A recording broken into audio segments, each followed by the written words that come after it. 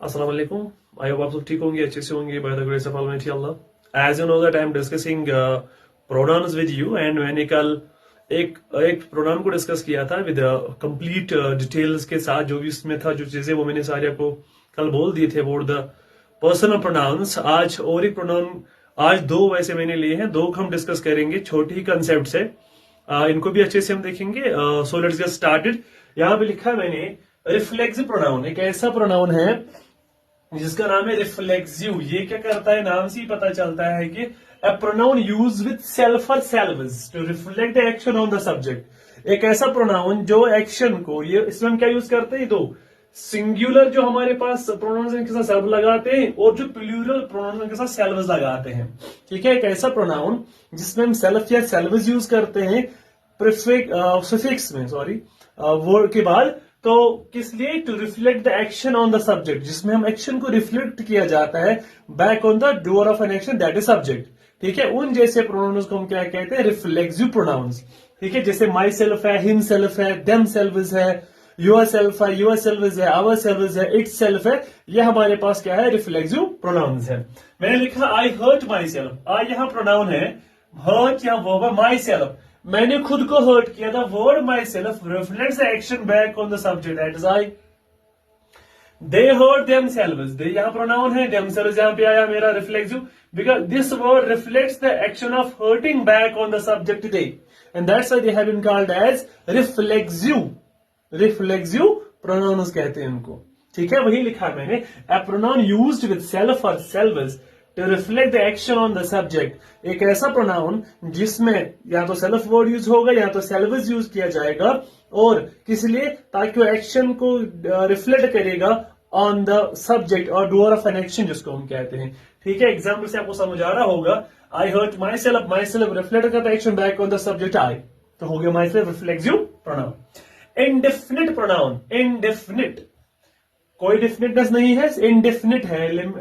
ठीक है, a pronoun that is used to refer to a person or thing, एक ऐसा प्रोनाउन जो किसी पर्सन या थिंग को रेफर कर रहा है, इसमें जनरल वे में, जनरलिटी मतलब जनरलाइजेशन यहाँ पे बात हो रही है, यहाँ पे जनरल वे में किसी चीज को रेफर किया जा रहा है, but not refer any person और थिंग इन ए पर्टिकुलर वे।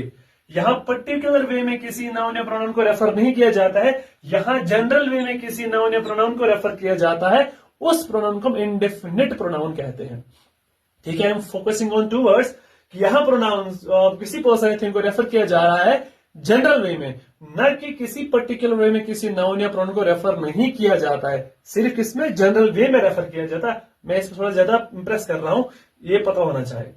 जैसे all, somebody, nobody, everyone, few, many, several, none, one, someone. ठीक है, एवरीथिंग, ये ऐसे हमारे पास बहुत सारे क्या है, इनडेफिनिट प्रोनाउंस है, जो कि किसी स्पेसिफिक पर्सन को या किसी पर्टिकुलर पर्सन को या थिंग को रेफर नहीं किया जाता है, लेकिन पर्सन या थिंग को जनरल वे में रेफर करते हैं। उनको हम क्या कहते हैं, उनको हम कहते हैं इनडेफिनिट प्रोनाउंस।